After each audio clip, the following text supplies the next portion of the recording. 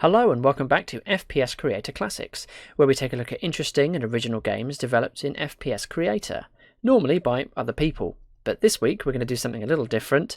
We're going to take a look at one of my games. This is Acid Factory. It's probably the only game of mine that actually still exists and still runs in some way. This is the second version, Acid Factory Mark II, the better known version, I would say. The first version of Acid Factory was designed for a level design competition at the beginning of 2009, but I had issues with the level, didn't really like how it turned out, and I had to kind of rush to get it finished. So I decided to kind of rebuild the level from scratch after the competition had finished and actually polish it up a little and make it better. And this was the result. As I say, it's the second version that I made of this level. Now, I've had a few issues with this game running it on Windows 10. Everything works fine apart from there's an enemy or a type of enemy that doesn't spawn for some reason on my current machine, and I've tried playing this game in compatibility mode as an admin. I've dug out old laptops that I've got lying around that have Windows 7 on and Windows XP. Nothing seems to make these sort of demon creature things spawn in, so that's a bit of an issue, obviously, but I do actually already have a video of me playing the game from many years ago now, when I was on my previous PC that was Windows 7, and on that computer it worked perfectly fine. So what I'm going to do now is I'm going to play the game and I'm going to comment on stuff as I see it, but as we get to a stage where one of these demon creatures should spawn in, I'm then going to splice in some footage from that run through of the gameplay, just so you can get an impression of what it should look like. So it's going to be a bit of a janky episode, but I thought it might be worth doing because that video on YouTube of me playing Acid Factory got some really positive comments, and has been viewed several thousand times. So although I don't consider it a classic myself, it's a fairly well watched video, so it's quite prolific in that sense, and it's the only game I can really kind of talk about with any knowledge of how it was actually made, because I was the one that made it. So hopefully that'll kind of shed a bit of light on my creative process, and also just some inside information on how these games were made back in the day. The only thing I've done to modify this install is obviously change my screen resolution and put it in there, and also I am running compatibility mode for Windows 7 just because I think that might help a little bit. So yeah, let's take a look. It will take quite a long time to load the menu screen, and you'll see why in a second.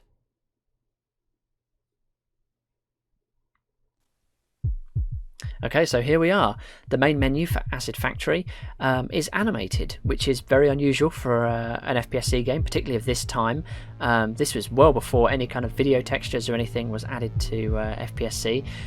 So my workaround for this was to basically use an image sequence. So I made this background in FPS Creator and then added in some kind of glitchy kind of visual effects, a bit of film grain in some video editing software, and then exported that video, however long it was, 5 seconds, 10 seconds, as an image sequence. So that's like one picture every frame, and then the script that controls the menu subs in a new frame every 40 milliseconds. So you end up with a facsimile of a 25 frame per second animated menu screen, but it is in fact all just still images that are being displayed sequentially one after the other.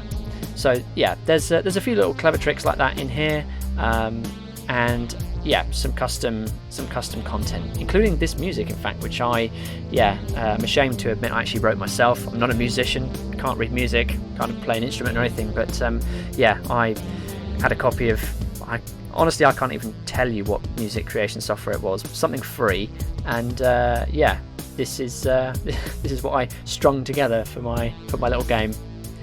And we've also got some custom buttons here for new game, load game and exit game. So without further ado, let's get underway. We're getting reports that there's been some kind of armed assault on a facility belonging to the Scepter Chemical Corporation. It seems that one of their leading researchers, a Dr. Hector Armstrong, has taken over a subterranean acid production plant on the outskirts of the city. While no one has been killed, we suspect Dr. Armstrong and his team are armed and dangerous. Their motives are still unknown. As point man, we're sending you down on a recon mission to assess the threat level. It may be that Dr. Armstrong will come quietly once he has realized we are involved, but if he or his team put up resistance, you may have no choice but to engage. If at all possible, we want Armstrong alive so that we can question him. So far, there are no clues as to why he would want to take over that decrepit facility. It's worth noting that on Windows 7 and Windows 10, that loading screen loads faster than the voiceover. It looks as if there's some kind of obstruction in the elevator shaft. You'll have to find a way around. So that means that you don't actually get to hear the whole thing. I've had to add that in afterwards. That voice that you heard, by the way, is my friend Chris. He was kind enough to provide his voice to this project. He's got a much naturally deeper voice than me. The other voice actor in this that you'll hear in a second is me, trying to put on the deepest voice I could, age 17. Probably wouldn't start a level like this now with this kind of platformy section, but I didn't want to have a kind of an above ground section. I specifically wanted this level to feel like it was underground, and I felt like descending down into the bowels of it was a nice way to open it. But I also wanted to give the player an opportunity to do a little bit of platforming before they get into the main complex. But it's quite challenging. If you don't know what you're doing in an FPS game, you could fall off that ledge and then you miss this bit of ammo down here. So yeah, perhaps wouldn't do that now. And now we'll be lowered into this main atrium space.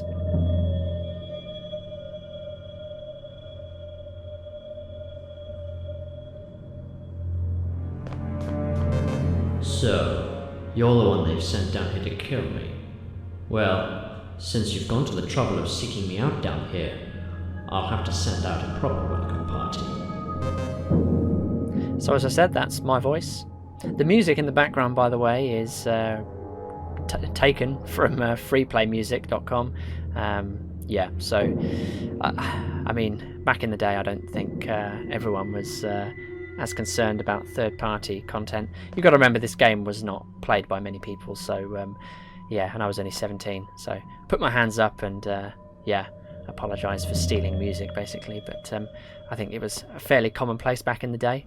These textures, they actually come from FPSC, but they don't get seen very often. I believe they're on the back of one of the sci-fi segments, and because they're on the kind of exterior wall, you just don't see them very much because you're normally inside in FPSC games. So I liked the texture. I decided to use that as the principal texture for all these walls. It had a suitably industrial look to it, so I thought, yeah, definitely, that works. And I was also looking for excuses to do little cool things with shadows here, so there's yeah, lots of deliberate placement of lights to get kind of dramatic shadows, just to add to that kind of horror ambience. Although I make the player go up here, there is actually nothing to see, so I just kind of put this in as a little extra space to explore, but there's no real benefit to going up there.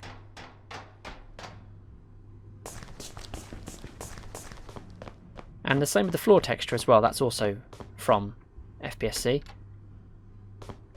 Not 100% sure where these acid textures came from. I know that there was a decal as part of Benji's animated sprite pack that was supposedly acidic, and it was green, but I don't think that's where this is from. Okay, so these enemies have spawned okay. Yeah. It's a militarized force.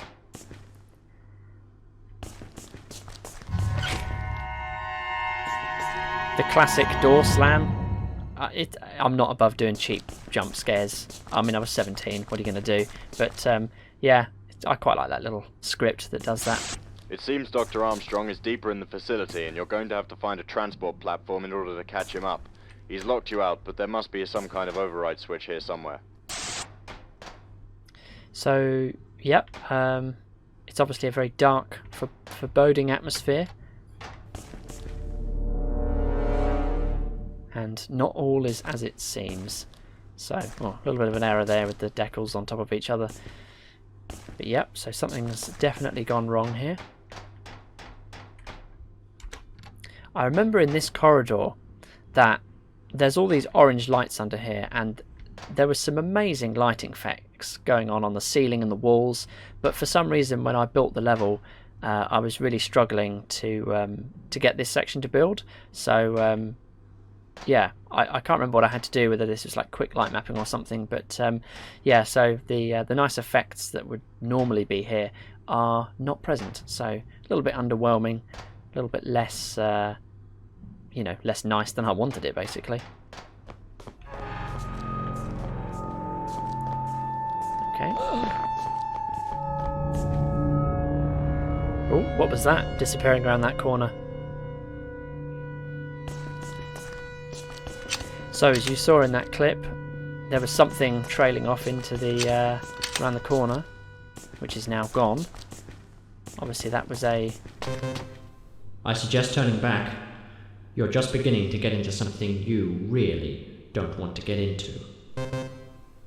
I wanted to spend a long time in this level building up the suspense, so I deliberately only gave you glimpses of your enemies and didn't let you get too close. I've always found that weird how the texture just disappears when you press enter. So yeah, I wanted to kind of, as I say, build up the atmosphere gradually, and I mean, you don't fight anything until really the second half of the level. Just while we're about to board this transport platform, it's worth mentioning that a few points that perhaps could have been improved. The HUD is a stock HUD, and obviously we're experiencing a bit of alignment issues with the numbers. The 100 of 100 isn't displaying correctly because it was designed for a 4:3 monitor, and we're now playing on 16:9 in these enlightened times that we now live in. And the weapon is a Colt 45, which I guess traditionally would be associated with World War II. This transport platform will take you deeper into the facility. It'll take a minute or so to get you there, but we're going to lose contact once you're down there. Good luck.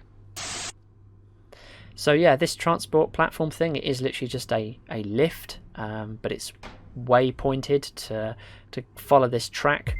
And the oh, here's another bit of music I wrote myself, very basic.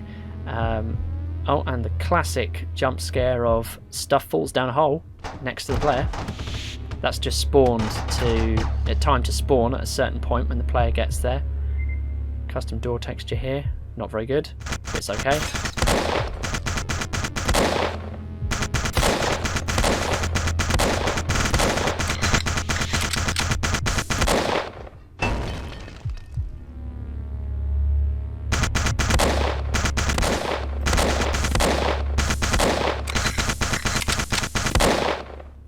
Yeah, so these I hadn't bought any weapon packs at this stage, so I only had the stock weapons that came with FPS-C, which was basically limiting me to either sci-fi weapons or World War II weapons. So I picked World War II because it was a bit grittier and more realistic.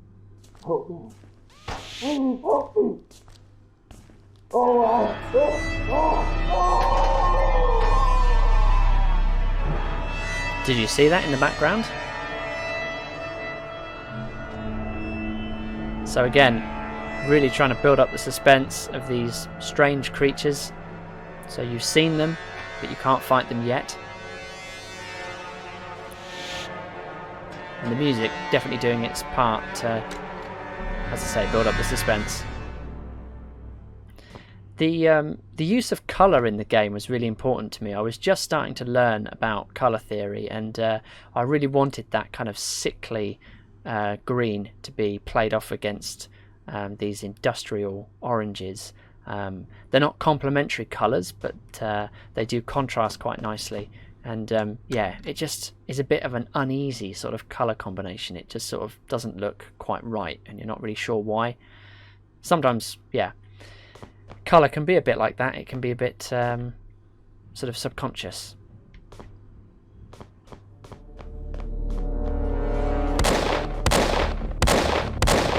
It's in shadow, but that is the first demon we've seen, not demon, mutant that we've seen. Dropped in from the ceiling. What a cheap trick. Okay, so as you saw in that clip, that was your first encounter with the mutant creature. and I deliberately wanted to make a little bit of a jump scare out of it, but also kind of shroud the character in darkness a little bit to even again, you know, not reveal too much. I was aware that it wasn't the best quality model out there. It's pretty old because it was from Dark Matter, so I was trying ways to kind of hide that a little bit. So yeah, there's a little bit of work going on to make the place look a little bit kind of decaying, but it's fairly sparse, I would say. Sparse lighting, sparse entity placement, and that was all because I was not very good at optimizing levels, and I was having difficulty building the level at the length I wanted, with the detail that I wanted. So always like this cool green room. And there is some ammo down here for us. We don't need the health pack yet. So all of these elements here, pretty much all of them are from FPSC, just stock. So we've got the sci-fi gantries that we're walking on, and these, I don't even know what they are really, these things from the sci-fi assets. The pipes, I think, are from Model Pack 3. That was one of the few ones that I had actually bought that had all kinds of industrial looking things. I figured, you know, it's an acid production plant. They're going to be pumping stuff places, so you're going to want pipes and things. And even the ambient sound effect has been changed. It's not that normal kind of humming noise. It's sort of a generator noise.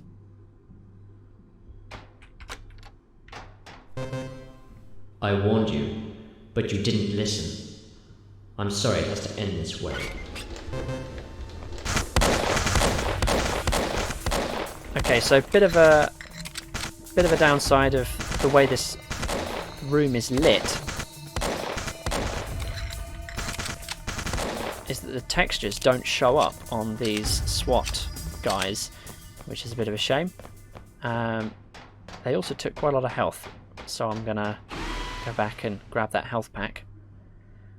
Yeah, you had to be really careful with where you placed entities. I think because those spawned in at a certain point, they've not been there the whole time. It was an optimization thing. I don't think they spawn until you get to this doorway. Yeah, they're not really affected by any of the lights in this scene. And if you're stood on this side of the door, I suppose there's a light here, so they should be affected by that. But for whatever reason, they've been rendered today as pure black, which makes them very difficult to see when the background is as dark as it is. You could say there's probably a little bit too much darkness in here, but yeah, I guess I was just trying to copy F.E.A.R. basically.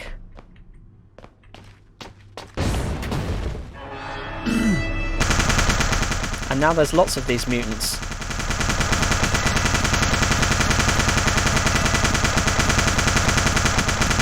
The animation on these things is terrible, but they are a very old asset. And of course the floor is timed to be destroyed by a barrel that explodes as soon as it's spawned. So the barrel spawns, it explodes immediately, destroys the floor, and you fall down. Okay, so yeah, as we saw there, that is like the big jump scare. I kind of wish I'd added even more gore to this room. I had loads of blood splats everywhere and body parts and all sorts, but I really wish I'd gone further with this and just literally absolutely caked the floor. So almost every employee of this facility has just been completely destroyed and made it a really hellish place. But you get the impression, you know, there's a few gibs here and there, and yeah, or jibs, I should say.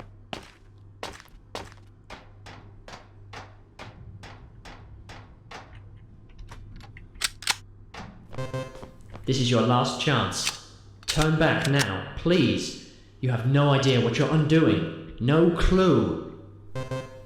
I played a lot with reverb filters on the on my voiceover lines to match the space that you're in. So in that opening line when you first arrive at the facility, obviously it's quite a big space, so I made the reverb a kind of a longer reverb to simulate the echo that you would hear in that space, whereas in these tight corridors I tried to kind of make it a more close claustrophobic space and just you know, limit the reverb time a little bit to simulate that. Stop! You can't go on like this. I have to save this city. You don't know what I've seen down here. You've had but the slightest taste of the horror in this place. I have to stop it. I have to contain it. And you're not going to stop me. I'm very sorry. I really am. But this has to be done. Goodbye. So obviously no lip syncing characters at this point in FPSC, so I pretty much just had to put the line over the static character, but that's okay. And now I have to time my jump very carefully. Good. Something that annoys me about this is that the elevator doesn't carry on descending into the acid. It just kind of, yeah, it just sort of drops a few units every second or so. Don't know why that is, but again, I've survived the bad thing happening, so let's... God, stay away. Help! Had a lot of fun recording that line. So, he's been attacked by a mutant. Let's see what's behind this door.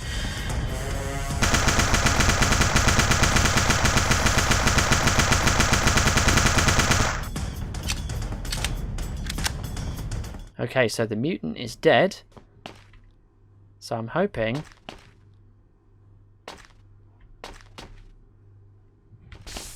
Oh my god.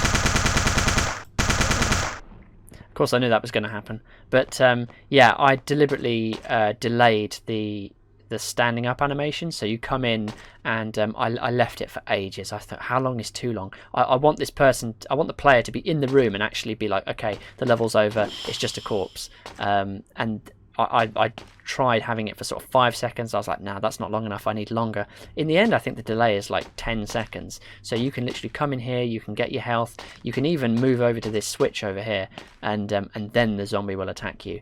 But of course, any other FPSC developer will recognize that this is the zombified version of it was a zombie scientist character that was included in one of the model packs. I forget which one. Possibly model pack 4. That was full of characters. But yeah, so and all these decals as well spawn in as you drop down the elevator shaft. So yeah, they all had to be rigged so that they spawn in at the correct time, so that they're not here when you're looking kind of through the glass from this side.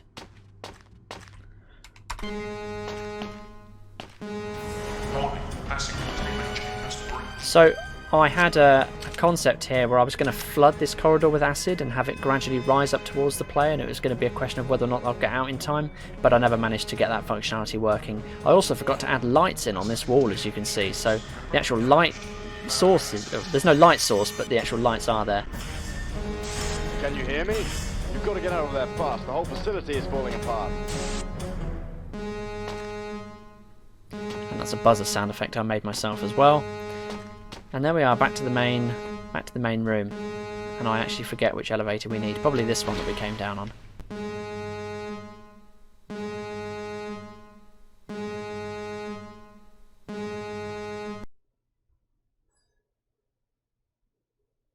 Wow, that's taking ages to load the... Ah, there we go. Right, it's finally done it. I don't know why that took so long to load that, but... Right, so, Acid Factory, mission completed.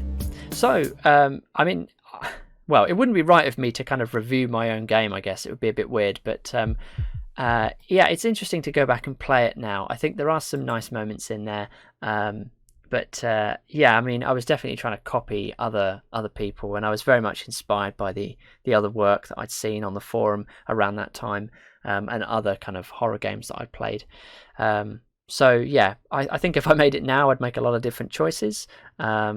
But yeah, I mean, as a kind of a fragment in time of what I was doing in 2009, I think it's you know, it's nice to look back on. There's a nice nostalgia there, and I hope you enjoyed watching it with me. And hopefully the jankiness of me having to splice in those demons wasn't too bad. Hopefully I'll see you again next week for another FPS Creator Classic. This time one made by someone else. Until then, see you later. Bye.